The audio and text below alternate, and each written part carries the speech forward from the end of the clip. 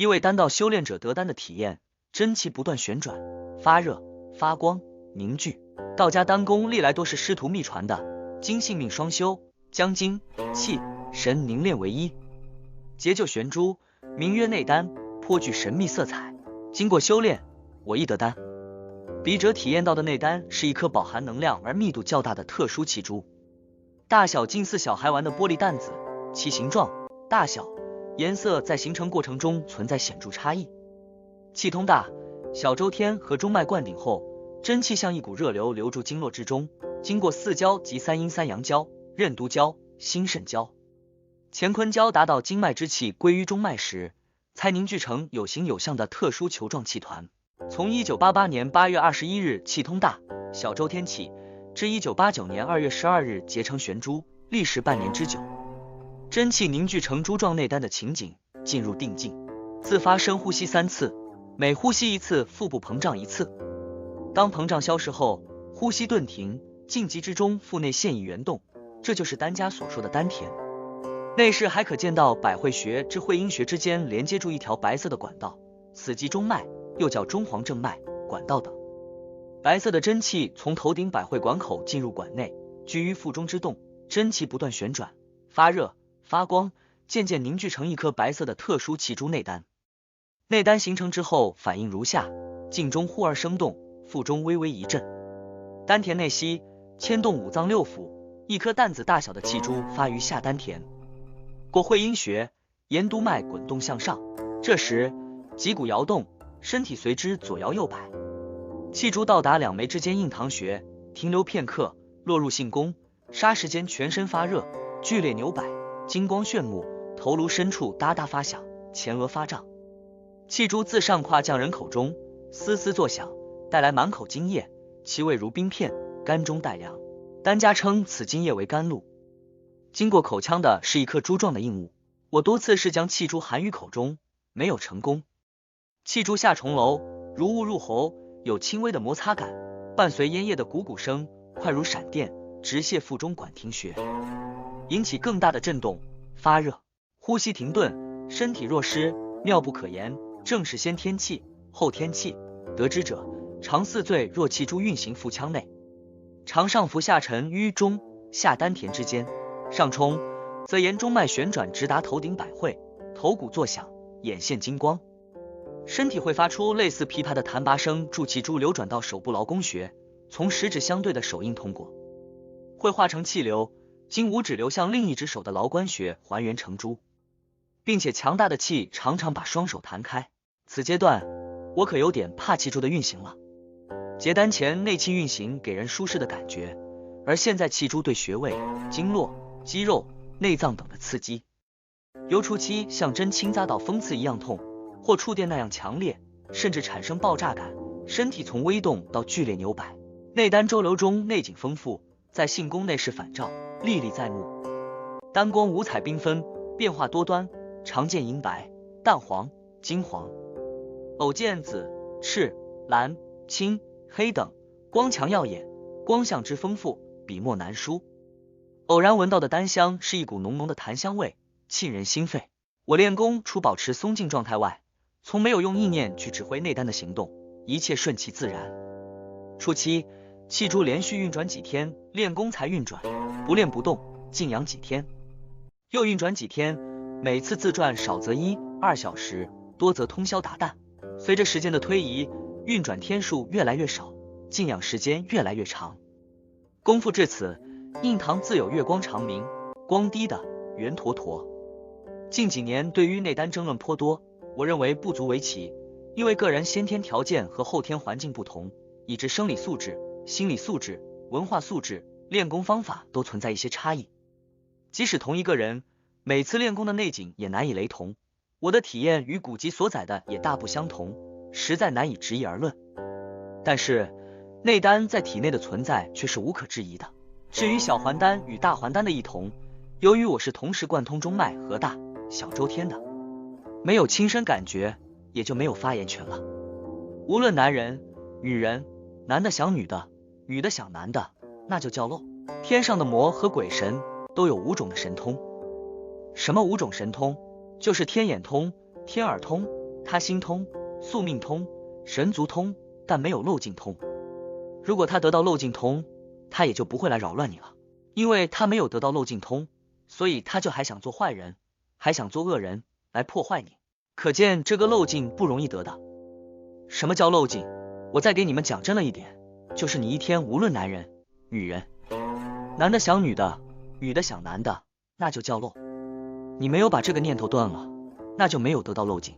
再给你们说深一层，我现在要给你们讲真了，若不讲真了，好像盖着盖摇，摇到几时，你们也不知道这里边是什么。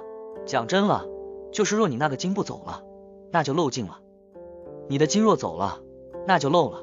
现在我把天地的秘密都告诉你们，你能经不遗失，那你就没有漏了。你不单经不走，你连那个念头，那个心都没有了，微细的那个念头，好像要有淫欲心的念头都没有了，那是漏尽了。现在明白了吗？天魔为什么没有漏尽？他就有这个淫欲心，鬼神也有淫欲心。尘劳是什么？我告诉你们，就是这个淫欲。淫欲就是尘劳，尘劳就是淫欲，他就贪恋这个东西，所以他也不愿意叫你放下，叫你也要贪恋。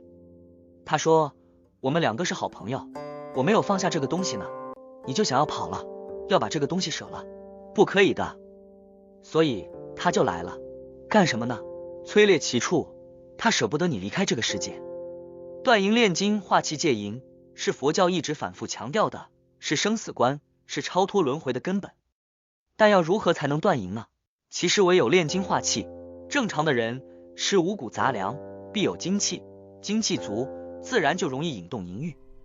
如果只是勉强的强迫自己回避女色，压迫自己的欲望，这些人只是表面的戒淫，而其实潜意识中淫欲更盛，往往梦中却难以自控。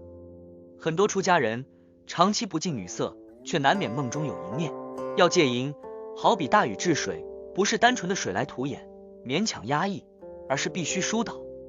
百日筑基，打开丹田，让精气导入丹田，运行于三脉七轮。如此精气不冲动，加上心中觉念常在，欲念欲生则教，教即空。时常是保持内心的清净，不让欲念升起，而不是等升起后再降服。重在预防，欲念欲起则觉察，则降服。男性如果能坚持静坐每日1到2个小时，1个月内不泄精，不起淫念，下身精气具足，阳根坚挺，小腹鼓胀，而不起淫念，气息就会冲开会阴穴，也就是海底轮。接着小腹的经脉就会冲开，清除阴气，这时可能会精满则溢，无欲而自然泄精。此是排精救精，去除阴气之后，心经方生，纯阳正气。不要紧，再次积累，如此2到3次，精气就能冲开丹田之窍，丹田窍开，气就会自然流入丹田，回圈于三脉七轮。之后身心清净，风平浪静，不易起淫念。而要打开丹田之窍的关键，就是在这1个月内不起淫欲，积蓄精气，冲开丹田。丹田窍开后，一守丹田，丹田立刻发热发烫，身心宁静，不起欲念。如此静养，让真气回圈于三脉七轮。而一个真正能做到断淫的修行人，三脉七轮尽通，三昧真火内生，化阴欲为浊火，运行于三脉七轮。而这个其实就是圣凡的区别，凡夫让精气外泄，轮回与生死；圣人让精气回流，回圈于三脉七轮，解脱生死轮回。为何要右侧卧？右侧卧时，双脚弯曲，好比静坐，丹田部位形成涡流，气息积蓄于此，晏然静守，丹田热气氤氲。这个姿势是养气守神的好方法。丹田开窍后，修行人睡觉时都用此姿势，可以静守丹田，炼精化气。如何做到一心不乱、无淫漏？无论是道家、气功师、佛家都有一个共同点，就是禁欲。道家炼气是有个说法叫百日筑基，就是要禁欲100日。一般凡人休息几日，精气就开始增多，精气足了就找出路，就容易冲动，是为欲火焚身。而凡人的出路就是下根勃起，需要发泄，发泄之后就露出了，露出就虚弱几日，然后再休息几日，再增多，然后再发泄，如此回圈不已，永远是凡夫。而气功师、道人和僧人则反其道而行之，禁欲几日后，精气增多，下根勃起坚挺。这个时候内心平静，没有淫欲，或打坐，或右侧卧，安心静守，下根到小腹就越来越充实，阳根坚硬如铁，持久不倒。小腹鼓胀，这个就是无欲则刚。继续积累，这些精气没地方去，就会自然的冲开会阴穴，冲开小腹的经脉。继续积蓄，然后忽然的丹田开窍，丹田就打开了，精气就突然的流入丹田，小腹鼓胀感就消失，阳根也松软。此后只要静守，丹田就发热。如此不断继续，丹田的能量就越来越多，是为炼精化气。而没有这一步，丹田是没有打开的，精气是无处储蓄的，所以这不叫做玄关开窍。之后精气自然被升华，而运行于三脉七轮，身心清净安宁，气息充沛。如此可以静坐夜不倒丹，无需睡眠。或者一日之中，只需在子午二时静卧片刻，右侧卧，意念丹田，丹田发热发烫，立刻心肾相交，精神焕发，无需再睡眠。再加上不杀生，不偷盗，这样没有业障纠缠，阳气不损，是为纯阳之体，是为漏尽通，也就是阴界生定。所以一心不乱的前提是无淫欲，无睡欲，必须先有戒定功夫，断了淫根，断了睡眠，食欲轻，可以1日到7日不食。如此可以日夜禅定，1日夜，2日2夜，乃至7日7夜念佛不间断。而唯有如此戒定功夫，精气充沛，持经持咒念佛等，气息才会源源不断，才可能做到1日1夜不间断，否则凡夫的身体是做不到的。而能够1日1夜到7日7夜不间断了，才可以契入念佛三昧，不思虑，也就是因定生慧。慧就是无思虑、无疑虑的清净心，断四绝虑，疑情不起，清净本心。测验标准：100日无淫漏，夜不倒丹。佛菩萨等有6通，而鬼神只有5通，因为第6通漏尽通他们不具备。而6通中唯有漏尽通是真实可靠的，其他5通都是虚幻不可靠的。